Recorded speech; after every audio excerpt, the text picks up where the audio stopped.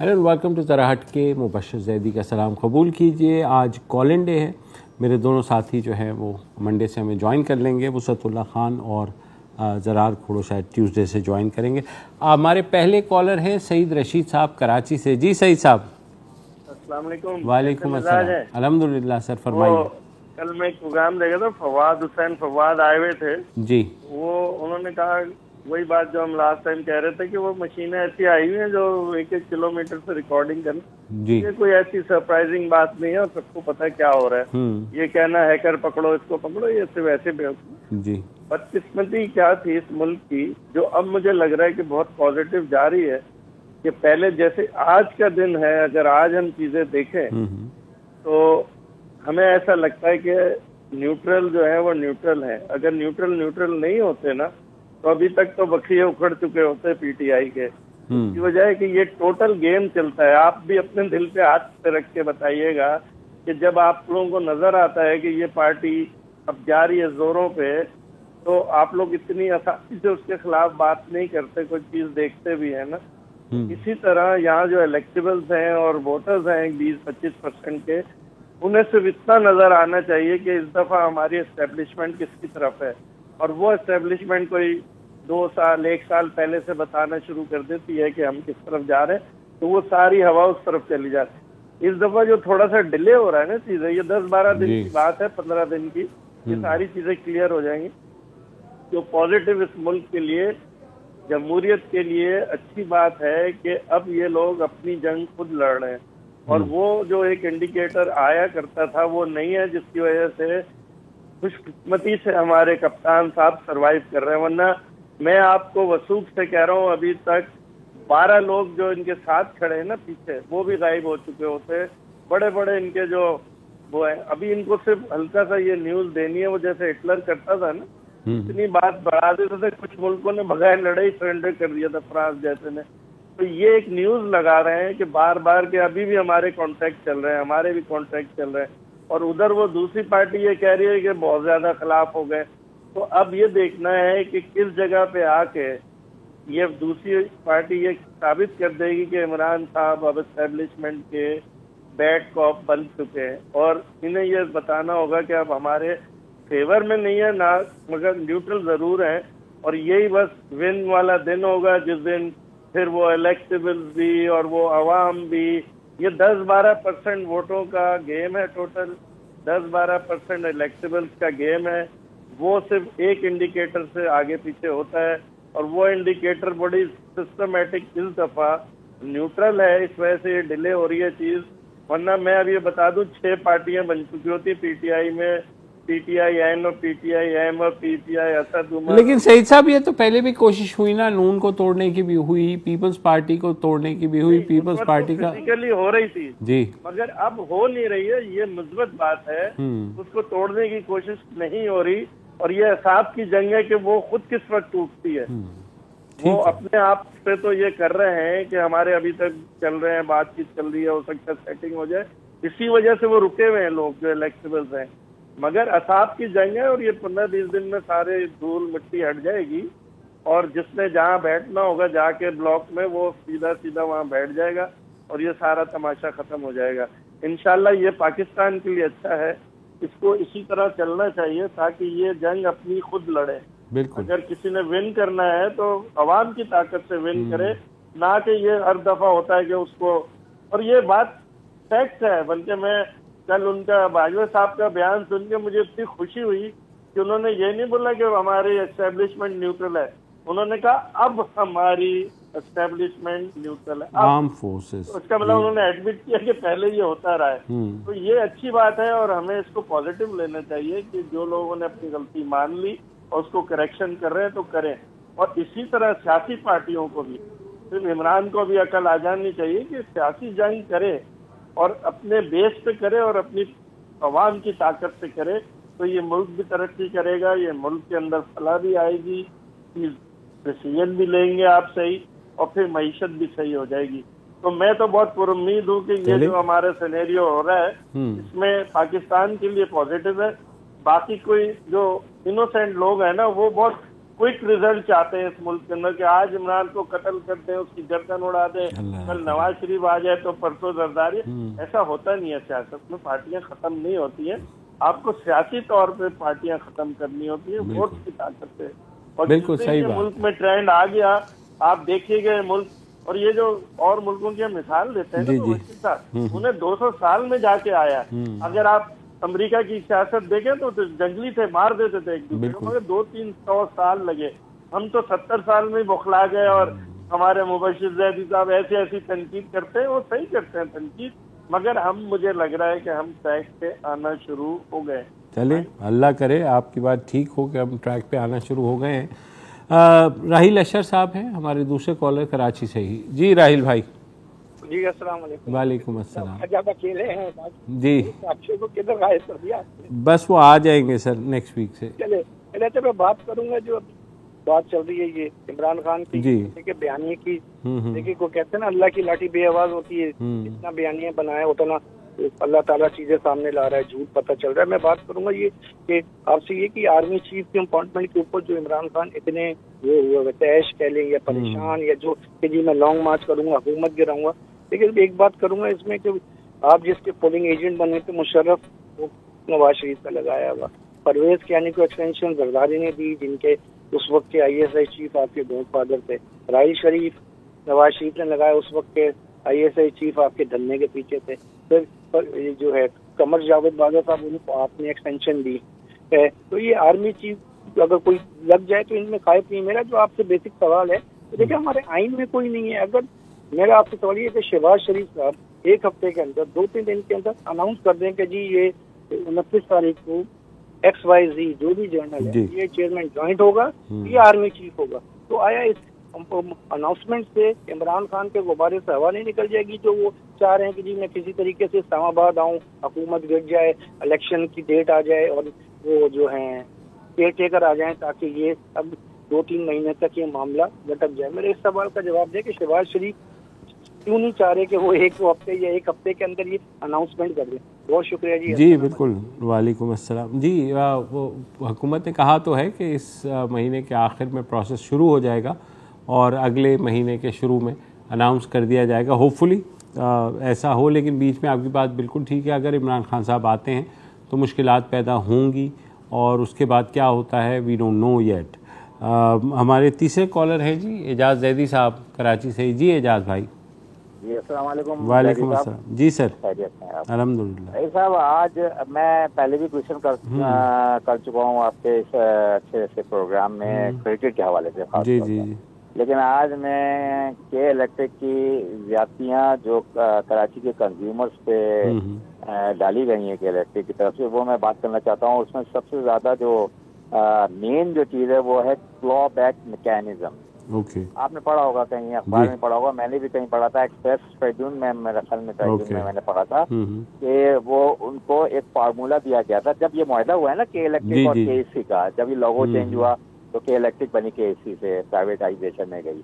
तो उस मुआहदे के तहत कराची के कंज्यूमर्स पे बहुत सा मतलब उनके एडजस्टमेंट का मसला था बिलों में, कि वो जो क्लॉ बैक मैकेनिज्म था उसके तहत ये पाबंद थे के इलेक्ट्रिक वाले। लेकिन के इलेक्ट्रिक वालों ने कराची वालों के साथ इतनी बड़ी ज्यादती की कि हमारे एक मुल्क के बड़े मशहूर व मारूफ वकील फरूक नसीम, उनको ये लेकर आए, उनको हायर किया, उन्होंने जो है सिंध हाई कोर्ट से जो है वो स्टे ऑर्डर दे दिया, शायद आपको भी पता होगा। जी बिल्कुल। और फिर बाकायदा डायरेक्शन थी 5.4 बिलियन रुपीज कराची के कंज्यूमर्स के बिलों में एडजस्टमेंट का मामला था। जी बिल्कुल। देखिए कितना ह्यूज अमाउंट है, और इसको क्वार्टरली जो है वो कराची के कंज्यूमर्स पे करना था एडजस्टमेंट के तहत, लेकिन नहीं किया इन्होंने। और ये बहुत बड़ी ज्यादती है मेरी, अगर ये बात आके आला हुकाम तक पहुंचाई जाए। ठीक। और ये कराची की, मैं बीइंग कराची आई, मैं तो बात करूंगा, जाहिर है मैं तो आपका हक है मुल्क के लिए करना, लेकिन ये हमारा हक है ये, और ये हमारा बहुत बड़ा हक है। और उसमें कोई भी, चाहे वो पॉलिटिकल पार्टीज हो, मेरे ख्याल में 1 या 2 पॉलिटिकल पार्टीज हैं उसमें, लाइक जमात इस्लामी, शायद वो ज्यादा ही आगे आजकल है इस मामले में के जाती जमात। तो मैं यही कहना चाहता हूँ, तो मेरी बात को जो है आगे आला हुकाम। जी बिल्कुल, आपने हमारे तवज्जुह से बहुत शुक्रिया एजाज जैदी साहब। हमारे दोस्त कामरान अली हैं नवाबशाह से। जी कामरान। अस्सलाम वालेकुम सर। वालेकुम अस्सलाम। मुर्गे की डकारों में वो तकरीर किए जाएं और दाल हमारे लिए खीर किए जाएं। ओके। पथराव में भेजा है कि हम पाए शहादत, वो दूर खड़े नारे तकबीर किए जाएं। ये ऐसा ही होता है। मरियम नवाज शरीफ जो है वो लंदन चली गई हैं सैलाब ज़दा इलाकों का दौरा किए बगैर। इमरान खान साहब भी जलसों में मसरूफ हैं। मलाला यूसुफजई अब पाकिस्तान पहुंच चुकी हैं या पाकिस्तान आने वाली हैं, तो कुछ अरसे के लिए उनको भी वजीर आजम बना के ट्राई कर लिया जाए।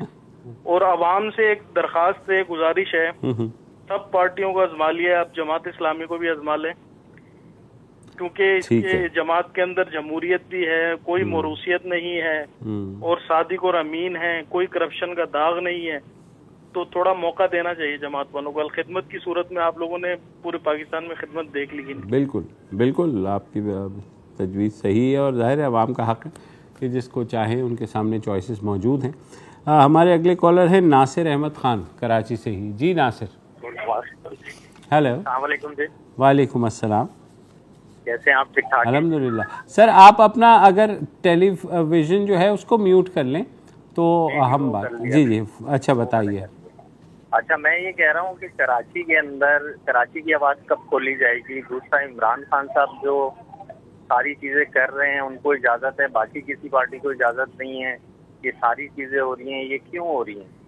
अगर कोई न्यूट्रल होता है तो वो न्यूट्रलाइजेशन अपनी बताए भी, दिखाए भी यहाँ जी ये सारी चीज़ें होने जा रही हैं और ये चीज़ नहीं होने जा रही। तो उसमें नासिर साहब कोई देखने वाला नहीं है, कोई पुरसाने हाल नहीं है, ना पीपल्स पार्टी, ना नून लीग, ना और कोई।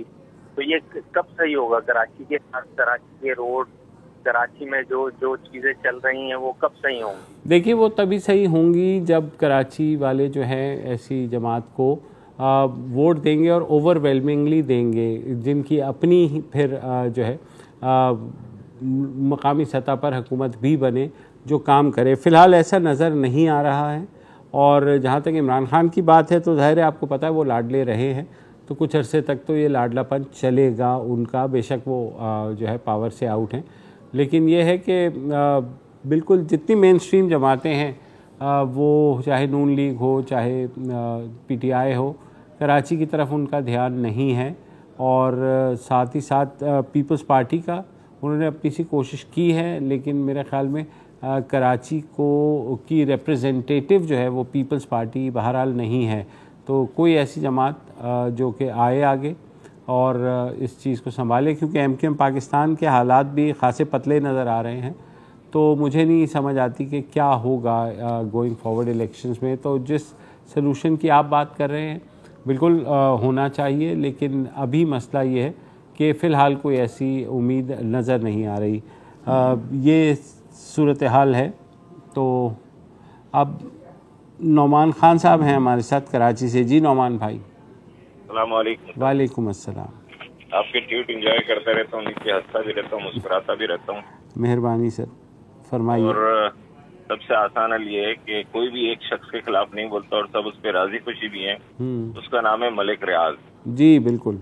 उसके खिलाफ कोई आवाज कोई नहीं उठाता ना। जी बिल्कुल। तो उसी को पट्टे पे दे दें कुछ दिन के लिए, पाकिस्तान डेवलप तो कर ही देगा शायद। सर वो मतलब देखिए, अगर डेवलप करने का मकसद ये है कि प्लॉट आप ज़मीनों पे कब्ज़ा कर लें और प्लॉट बना करके महंगे दामों बेच दें, तो ये तो हमने देख लिया कि कराची में जो हुआ, जिस तरह से गरीबों की ज़मीनों पर कब्ज़ा हुआ, मली डेवलपमेंट अथॉरिटी में जो कुछ हुआ, तो मेरा नहीं ख्याल कि वो कुछ कर पाएंगे। वो प्लॉट बना करके दे सकते हैं, लेकिन बाकी जो काम है मुल्क को ज़्यादा बड़े चैलेंज। जी भी बना के दे देते हैं, वो बहुत कुछ कर सकते हैं। मतलब उसके खिलाफ कोई भी बोलने को तैयार नहीं होता। हाँ, बस क्या करें। आपने देखा, चाहे वो PTI हो, बिल्कुल, चाहे वो नून लीग हो, चाहे वो पीपल्स पार्टी हो, मेन स्ट्रीम जमातें उसके खिलाफ कोई एक लफ्ज नहीं बोलती। सबके फ्रंटमैन हर पार्टी में उधर करीबी होते हैं। बिल्कुल, वो सबके अंदाता है ना सर, क्या करें। तो आपकी बात बिल्कुल ठीक है। हम खुद को क्या कहें, मीडिया के अंदर आपने देखा है कि मलिक रियाज के टिकट तक नहीं चल सकते अनटिल अनलेस वो जो है कोई मस्जिद का इफ्तिताह ना कर रहे हों या कोई फलाई काम ना कर रहे हों। बाकी जो उनकी चीज़ें हैं वो नहीं चलती। हालांकि इतनी बड़ी सेटलमेंट हो गई, उसकी तहकीकात हों, सारा कुछ हो। बहरहाल क्या करें जी, कुछ अनटचेबल्स होते हैं हर जगह। जलालुद्दीन साहब हैं कराची से। जी जलाल भाई। अस्सलाम वालेकुम। वालेकुम अस्सलाम। मोहित साहब, मैं जलालुद्दीन पर बात कर रहा हूँ। जी जी। मेरा ताल्लुक तलवादम से है। ओके। और वैसे मैं आज कराची में रहता हूँ। मेरी तो जमींदारी है। इसका मसला ये बना हुआ है कि आपको पता है कि फ्लड आया हुआ है, बहुत ऑलरेडी फ्लड आया है इस साल, लेकिन काफी एरियाज ऐसे हैं जहाँ पे बेहतरी आ चुकी है और मतलब जमीनें सूख चुकी हैं और वहाँ पे पानी की जरूरत। चलिए, अब आपको पता है कि रबी हमारे बवाई शुरू हो रबी का सीजन, जिसमें गंदम लगेगी, सरसों लगेगी, बिल्कुल, और भी काफी चीजें हैं, वेजिटेबल्स लगेंगी सब्जियों। तो पानी बिल्कुल नहीं है, इरिगेशन सिस्टम जो है वो बिल्कुल अब बंद हुआ है। तो मेरी ये आपसे रिक्वेस्ट है आपके थ्रू कंसर्न अथॉरिटीज से कि प्लीज इस पानी को खोला जाए, इरिगेशन जो शक्कर बैराज है उसको खोला जाए, वहाँ से जो है जो नहरें निकलती हैं सांगड़, हैदराबाद, क्योंकि यहाँ पे काफी क्रॉप ऐसी हैं जिनको पानी की जरूरत है। बिल्कुल। और आगे जब आप जाएंगे, अदरवाइज क्या होगा कि गंदम का एक बहुत बड़ा बहरान आ जाएगा अगर गंदम पाइप में नहीं लग सके। बिल्कुल, आप सही कह रहे हैं। काफी एरिया तो वैसे हमारे अंडर पानी अंडर फ्लड है, वहाँ पे तो लगने का सवाल ही नहीं।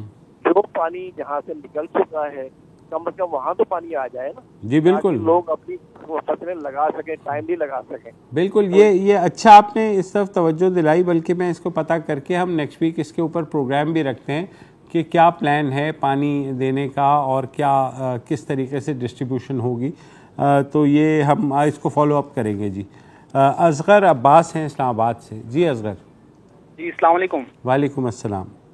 अच्छा, मेरा सवाल ये था कि ये जो डॉलर की प्राइस नीचे आ रही है डे बाय डे जी, इसका असर आम आदमी पे कब पड़ेगा, अशिया खुर्दनोश पे कब पड़ेगा? देखिए भाई, ये बात हम भी सोच रहे हैं और अक्सर बात करते रहते हैं कि जब कीमतें बढ़ती हैं डॉलर की वजह से, तो डॉलर और पेट्रोल दोनों की वजह से दुकानदार कीमतें बढ़ा देते हैं। अब पेट्रोल भी नीचे आया है और डॉलर भी नीचे जा रहा है, तो कब आती हैं वो इसके बारे में गालिबन कोशिश है कि शायद आप देखेंगे कि हफ्ते 2 हफ्ते में हल्की थोड़ी सी नीचे आएँ कीमतें, लेकिन ज़्यादा नहीं आएंगी क्योंकि पेट्रोल की जो बैनुल-अक़वामी सतह पर प्राइसेस हैं उन्हें दोबारा से जो है बढ़ना शुरू कर दिया है। अभी मैं चेक कर रहा था आपसे कुछ देर पहले, $98 फ़ी बैरल हो गई है, जो कि एक हफ़्ते पहले तक $88 तक पहुंच गई थी। तो एकदम बढ़ी है। उसकी वजह है कि ओपेक जो ऑयल प्रोड्यूसिंग कंपनी नेशंस हैं, उन्होंने फ़ैसला किया है कि ऑयल की आउटपुट पे कट लगाया जाए, तो उसकी वजह से प्राइस बढ़ी और कहा यह जा रहा है कि शायद दोबारा $110 तक पहुंचेगी। तो अच्छी खबर नहीं है। तो इसी का सहारा लेके ज़ाहिर है जो अवाम उम्मीद कर रहे थे कि कीमतें कुछ नीचे आएंगी, तो वो नहीं आएंगी। डॉलर का ज़ाहिर है बराह रास्त असर तो कीमतों पर उस तरह से नहीं पड़ता, मगर जो इम्पोर्टेड अशिया जो कि बड़ी तादाद में आती हैं, ज़ाहिर है वो उनको कम होना चाहिए और ये हुकूमत की ज़िम्मेदारी है। मगर बदकिस्मती ये है कि हमारे यहाँ कोई इस चीज़ को फॉलो अप नहीं करता। हुकूमत की जानिब से भी जो प्राइस कंट्रोल कमेटीज़ हैं उनकी जानिब से भी, जब एक दफ़ा प्राइस ऊपर चली जाती है तो बहुत मुश्किल से नीचे आती है और उसको आना चाहिए, लेकिन ये काम हुकूमत का और प्राइस कंट्रोल कमेटीज़ का है। वक्फा लेते हैं जी।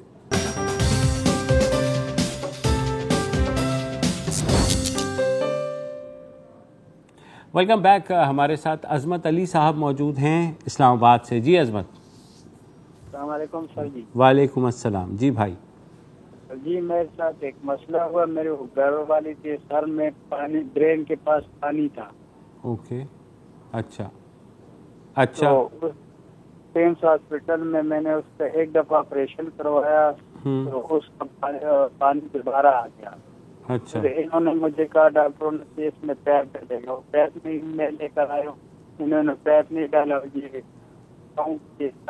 ने गोश्त काट के सर में लगाया और वो अभी पानी दोबारा आ गया तीसरी बार। तो मैं गरीब बंदों, मैंने 5 लाख आगे लगा दिए, अभी मेरे इतना वस नहीं है कि मैं उसका दोबारा 2-3 लाख कहीं प्राइवेट में जाके करवाऊं। तो पिम्स के अंदर ये ऑपरेशन नहीं हो सकता?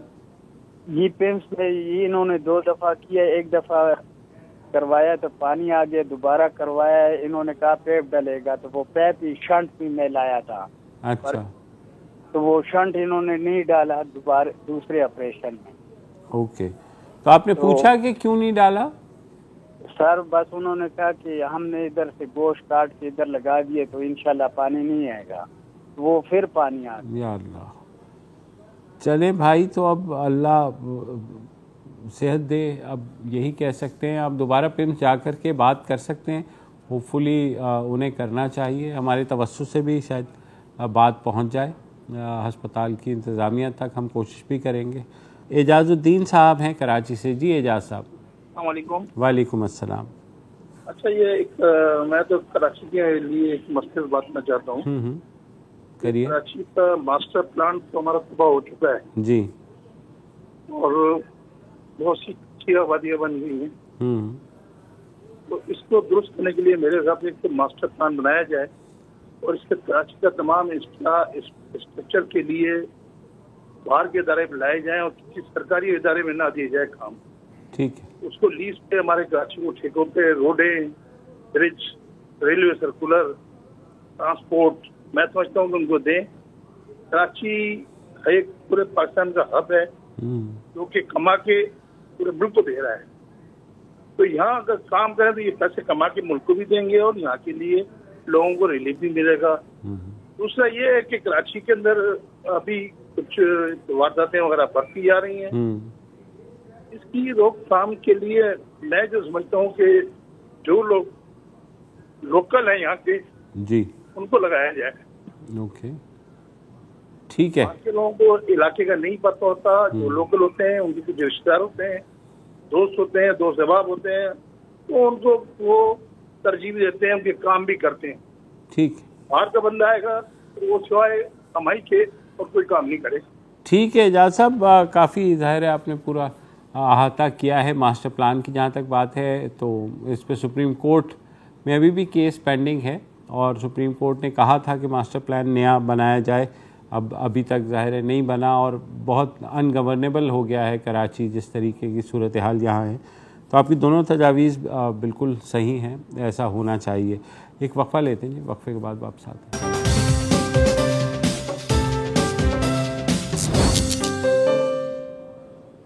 Welcome back. हमें ज्वाइन किया है इस्माइल पराचा साहब ने लंदन से। जी इस्माइल साहब। अस्सलाम वालेकुम। वालेकुम अस्सलाम। जी भाई।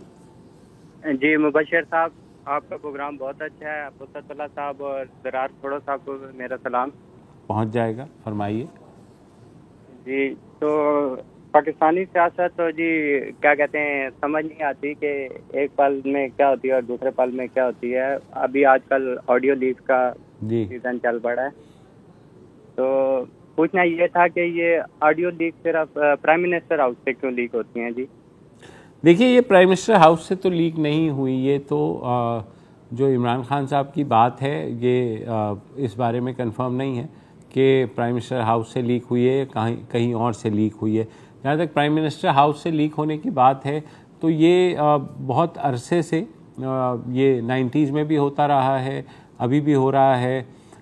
तो ये मामला जो लीक्स का, उससे सबसे ज़्यादा यही है कि कौन करा रहा है। आज जो है पहला इजलास भी हुआ है, जो कमेटी बनी है जिसमें ISI भी है, FIA भी है और IB भी है, वो इस चीज़ के ऊपर गौर करेंगे और मुझे पूरा यकीन है कि इसका रिज़ल्ट यही आएगा कि अब हमने सिक्योर कर लिया है और जो कुछ हो चुका है उस पर मिट्टी डाल दी जाएगी। तो ये सूरत हाल बिल्कुल तशवीशनाक है कि ऑडियो लीक्स जो भी आ रही हैं वो किस तरीके से आ रही हैं और कौन उन्हें लीक कर रहा है। जहाँ तक हैकर की बात है तो उस पर भी अभी तक कुछ पता नहीं कि वाकई वो हैकर है भी या नहीं है, या ये कोई और लीक कर रहा है। तो ये तो तशवीश की बात होनी चाहिए जो प्राइम मिनिस्टर हाउस में बराजमान हैं, जैसे अब शहबाज शरीफ हैं या पहले इमरान खान थे। जब वो इमरान खान अपने इंटरव्यूज़ में कहते थे कि जी उन्हें कोई एतराज़ नहीं है कि उनके फ़ोन सुन लिए जाएं और एजेंसीज़ रिकॉर्ड करें और वो सारा, तो ये चीज़ें मेरे ख़्याल में बहैसियत वज़ीर आज़म को भी सोचनी होंगी कि वो जो कुछ बात कर रहे हैं अपनी अथॉरिटी को असर्ट करें और कोशिश करें कि अपनी लाइन को जितनी सिक्योर कर सकते हैं वो कर लें। वो अलग बात है कि चीज़ें तो रिकॉर्ड होती हैं भाई, ये तो जाहिर है, सबको पता है। हमारे साथ अगले कॉलर हैं जी नियाज़ सोमरो साहब कराची से। जी नियाज़ भाई। अस्सलाम वालेकुम। वालेकुम अस्सलाम। जी सर। जदी साहब, मैं बहुत सीनियर हूँ और मैं बहुत छोटी सी बातें करना चाहता हूँ। जरूर, प्लीज सर फरमाइए। मैं जो ये सिर्फ बात करता हूँ, क्या इस मुल्क का कोई मयार हमने क्या बना दिया है। एक साबिक वज़ीर आज़म दुनिया भर में कहता फिर रहा है कि अगला आर्मी चीफ कुछ चोर डाकू मिलके सिलेक्ट कर लेंगे, इसलिए ये मैं सब कुछ कर रहा हूँ। भाई, उन लोगों ने पहले भी आर्मी चीफ सिलेक्ट किए, ठीक है, वो चोर हैं, डाकू हैं, जो भी थे, लेकिन उनको ये हक आइन में दिया है। और जनाब, ये अपनी चोरियां छुपाना चाहते हैं। इसका मतलब हुआ कि मेरी आर्मी, जो कि एक एटमी कुव्वत वाले मुल्क की आर्मी है, जो दुनिया में मानी पहचानी जाती है, उसका काम ये रह गया है कि वो मुल्की चोर डाकुओं को पकड़े। उनका ये काम नहीं है। मैं हैरान होता हूँ कि यार आप लोग बहस कर रहे हो तो किसी भी सहाफी ने अब तक ये बात नहीं की कि यार आप खान साहब बात किस तरह की कर रहे हैं। किसी ने इंटरव्यू में उससे ये बात करना मुनासिब नहीं समझी कि यार आप कैसे कह रहे हैं। एक आदमी का आईनी रोल है, वो इस मुल्क का आर्मी चीफ है, उसका ये काम नहीं है कि करप्शन कैसे रोकनी है। करप्शन रोकना जब ये खुद वज़ीर आज़म थे, इनका काम था। अब जो इस वक्त स्टिल वज़ीर आज़म है, उसका काम है। क्या मेरी बात से दुनिया में हमारा मजाक कितना उड़ रहा है। बिल्कुल। कराची, अब मुझे बताएं, अब रह गई कराची की बात। अब मुझे ये वीडियो लीक की बात कर लेते हैं। भाई, इस आदमी ने 4 दिन पहले 6 दिन पहले जलसे में कहा मरियम ये कहने वाली है, अब ये आने वाला है, उसमें इलेक्शन कमीशन के लिए ये कहा जाएगा। इस शख्स से किसी ने नहीं पूछा कि भाई आप बताएं, आपको ये किसने बताया कि आने वाला है। जब अपने लिए आना शुरू हुआ तो जनाब अब कह रहे हैं जनाब ये झूठी है, ये गलत है, ये कौन लीक कर रहा है, ये ऑफिशियल सीक्रेट जो है ना वो उसकी खिलाफ वर्जी, एक्ट की खिलाफ वर्जी हो रही है। यार, एक मुल्क के बनाना रिपब्लिक बनाना चाहते हैं इसको। तीसरी बात, जो कराची के लोग बैठ के यहाँ मुझे सुनता हूँ मैं अक्सर, मैं तो वो आदमी हूँ जो एक फ्लैट के नीचे जमीन पे बैठ के आपके वसतुल्लाह खान साहब से बैठ के हम डिस्कस करते थे सियासत को। हम उन लोगों में से हैं और हमने सिर्फ हमारा कसूर सिर्फ इतना है, हम आगे इसलिए नहीं आए कि हम ईमानदार हैं और हम गुंडागर्दी नहीं कर सकते। जी सर। तीसरी बात ये, कराची के लोग, भाई कराची में केटीसी चलती थी, भाई कराची में सर्कुलर ट्रेन चलती थी, ट्राम चलती थी। ट्राम में बैठा हूँ इसी शहर में, जब इसकी आबादी 20 से 25 लाख होती थी। ये तमाम इंटरनेशनल चीजों से आरास्ता था। इसको ये खंडर बनाया किसने? सिर्फ पीपुल्स पार्टी इसको नहीं कहती और उसके ऊपर नहीं डालना चाहिए, सारी जमातें इसकी जिम्मेवार सब है। बिल्कुल। ये जो मुस्तफा कमाल साहब ने, आप एक कौनो ताकत से इस शहर से हटा नहीं सके अब तक जो कि कैंसर हमें दिया मुस्तफा कमाल साहब ने, वो भी फरमाते रहते हैं यहाँ बैठ के, जनाब मैं इस शहर को ठीक कर दूंगा।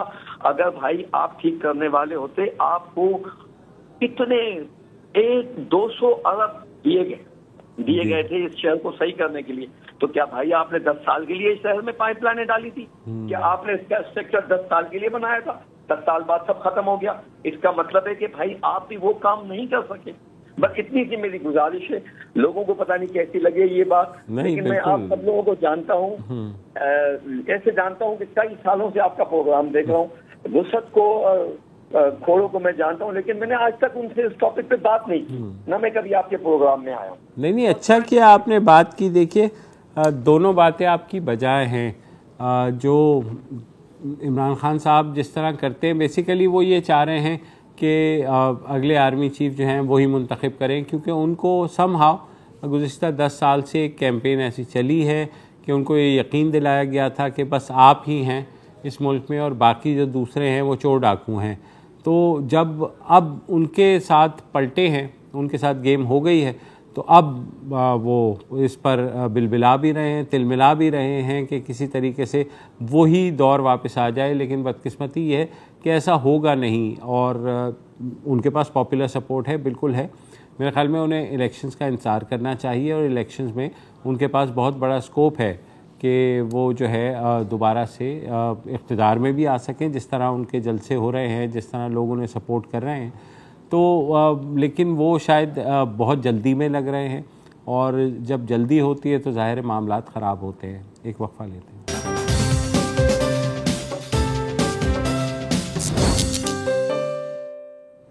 Welcome back. यूसुफ मलिक साहब हैं कराची से। जी यूसुफ भाई। जी अस्सलाम वालेकुम। वालेकुम अस्सलाम। जी सर। जनाब मैं तो कराची का पुराना रहायशी हूँ, यहाँ पे रहता हूँ, काफी अरसा हो गया मुझे, 50 साल हो गए यहाँ रहते हुए। बात असल में ये है कि ये कराची समझ में नहीं आ रहा कि ये इसका कौन वली वारिस है, कौन कुछ इसको बेहतर करेगा, कौन इसको बेहतर नहीं करेगा। हमें इससे कोई लेना देना नहीं, किसकी गवर्नमेंट है किसकी नहीं है, हमें इससे कोई गर्ज नहीं है। हमें तो ये चाहिए कि हमारी रोड सही हो, हमारी सारी चीजें बेहतर हो, सारा हर चीज अपने बेहतर तरीके से चलती रहे। इसको लोग जो है, हमारे ही लोग जो है, वो अगर किसी दूसरे मुल्क में जाते हैं तो वहाँ के कानून को अडॉप्ट करते हैं कि नहीं ऐसा नहीं करना, हमने यूं नहीं करना, हम ट्रैफिक में यूं नहीं चलेंगे, यूं चलेंगे तो हमें पकड़ के ले जाएंगे। इवन सिंगापुर में चले जाते हैं तो वो कहते हैं कि रोड पे अगर आपने थूक दिया तो आपको जुर्माना हो जाएगा। तो यहाँ पता नहीं लोग क्या क्या करते रहते हैं, वो समझ में ही नहीं आता। कितनी ये आज़ादी ये है, इसको आज़ादी कहते हैं। इनको तो मैं क्या कहूँ, इस आज़ादी को तो बेहतर ये है कि हम कैद कर लिया जाए, हम वो कैद में बेहतर हैं। पहले भी पहले जमाने में क्या ये लोग बातें करते थे बूढ़े कि जब बैठते थे तो यार हमारा वो जो इंडिया था वो बेहतरीन था, अंग्रेजों की हुकूमत बेहतरीन थी। क्यों बेहतर थी? क्योंकि वो लोग बिल्कुल बाकायदा एट द स्पॉट जो है बंदे को इंसाफ फराहम करते थे। जो गिल्टी होता था उसको फौरी तौर पर उसकी सजा मिलती थी। अब यहाँ पे तो लोग कत्ल करके फिरते रहते हैं, किसी को परवाह नहीं है, कुछ नहीं है। अब हमें खुद अपने तौर पर चाहिए कि हम अपने आप को बदलें और अपने मुल्क को सही करें, इवन कराची को सही करें। जो बंदा कुछ पढ़ा लिखा भी नहीं है वो पता नहीं क्या क्या बन के बैठे हुए हैं, तो उनको कुछ आता ही नहीं है, वो पता नहीं क्या क्या इवन ये कि हमारी ट्रांसपोर्ट का बुरा हाल है। लोग जो है वैसे ये फखर समझते हैं कि हम रॉन्ग साइड जा रहे हैं, हमने जाना ही जाना, चाहे अगला किसी जात में आके मर जाए, कुछ भी हो जाए, ये इसको कोई रोकने वाला ही नहीं है। हमारी पुलिस क्या करती रहती है, स्ट्रीट क्राइम कहाँ से कहाँ पहुंच गए हैं, पता नहीं क्या हो रहा है कि कैसे। हमें कोई गर्ज नहीं है, ना हमें किसी पार्टी से कोई गर्ज नहीं है। सियासी पार्टियां आती रहती जाती रहती, ये बिल्कुल अपने पैसे बनाने के लिए आते हैं। इनको और कुछ नहीं चाहिए कि किसी तरीके से मुल्क को क्रिपल किया जाए, इससे पैसे निकाले जाएं, हम अपनी जेबें भरें और जेबें भर के चले जाएं, बस इसके अलावा कुछ नहीं है। लेकिन हमें कौन बंदा ऐसे वतन मिलेगा जो हमारे कम से कम इवन कराची को जो इंटरनेशनल सिटी है, पूरी दुनिया में माना जाता है कि इंटरनेशनल सिटी है, दुनिया का बेहतरीन लोग यहाँ रहते हैं, इसमें कोई शक नहीं है, बेहतरीन पैसे लोग, बिजनेसमैन है, सब कुछ है। लेकिन क्यों ऐसा बुरा हाल है इस कराची का? कम से इससे हमें स्टैंड लेना चाहिए, कराची को डेवलप करना चाहिए सही तरीके से।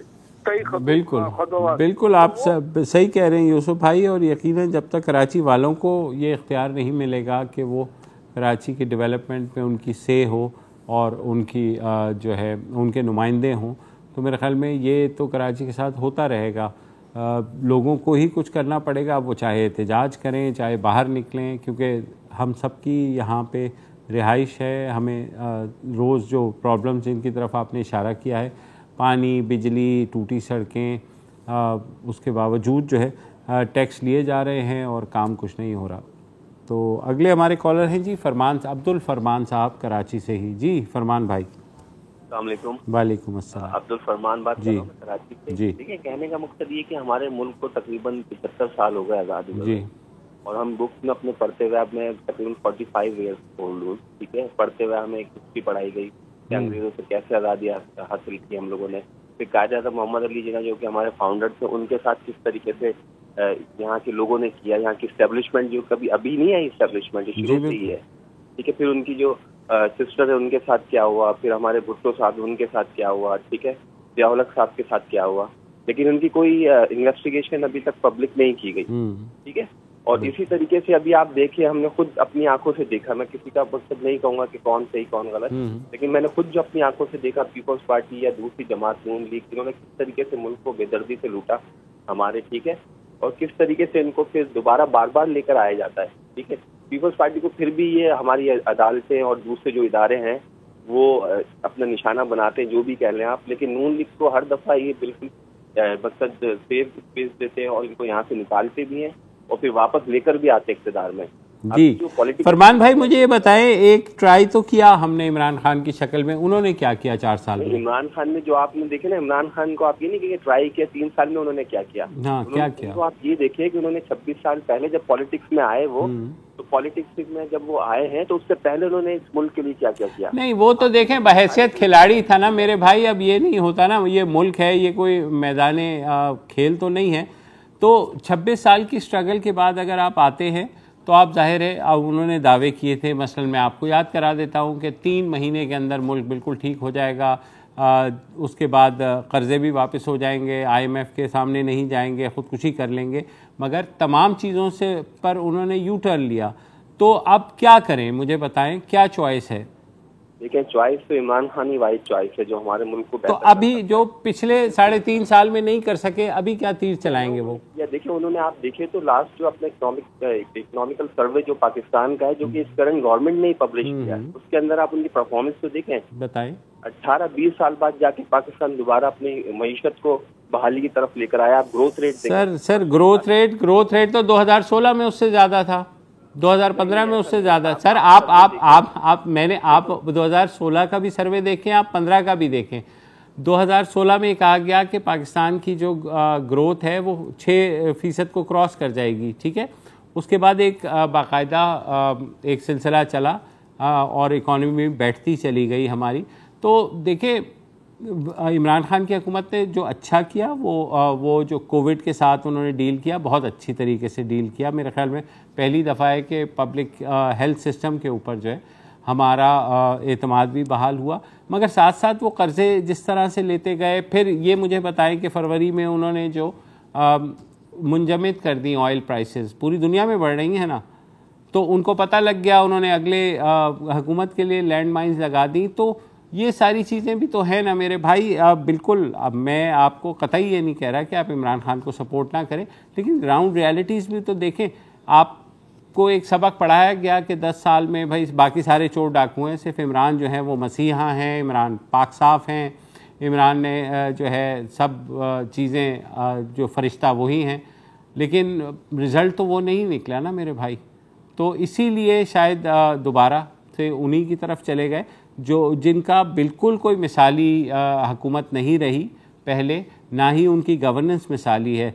लेकिन मेरे ख्याल में हम गोल गोल चक्कर में घूमते रहते हैं 75 साल से, और आइंदा भी शायद अल्लाह ना करे, लेकिन 75 साल आइंदा भी शायद ऐसे ही घूमेंगे। तो जनाब मंडे को मिलते हैं, और बहुत शुक्रिया फरमान साहब आपका और तमाम कॉलर्स का। मंडे को मुलाकात करते हैं, इजाज़त दीजिए, खुदा हाफिज़।